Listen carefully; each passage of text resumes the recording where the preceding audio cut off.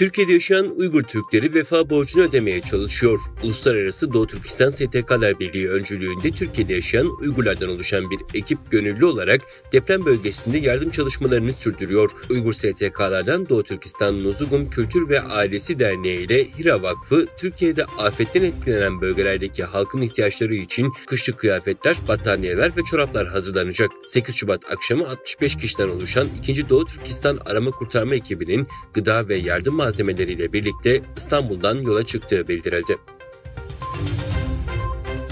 Çin, son yıllarda Doğu Türkistan'da işlenen soykırımı sahte propagandasıyla uluslararası toplumdan saklamaya çalışmakta ve İslam'ın Çinileştirilmesinde ısrar ve İslam'ı sosyalist topluma uydurmak gibi terör politikalarına ağırlık veriyor. Sözde Uygur Özerk Bölgesi Birleşik Cephe Çalışma Departmanı 4 Şubat 2023 tarihinde ulusal çalışma toplantısı düzenledi.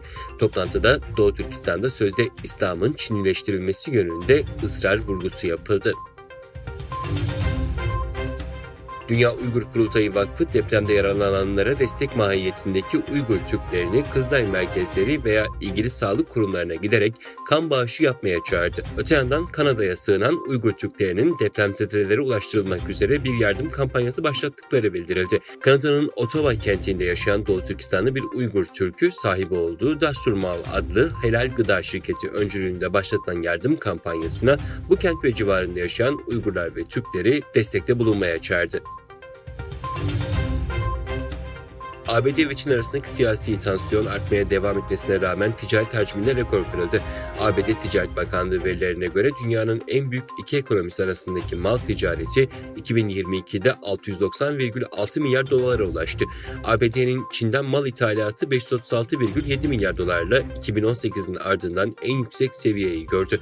ABD'nin Asya ülkesine mal ihracatı ise 153,8 milyar dolarla rekor kırdı. ABD'nin Çin'le ticaret açığının 382,9 milyar dolara yükselmesi ise tarihteki en yüksek ikinci veri olarak kayıtlara geçti.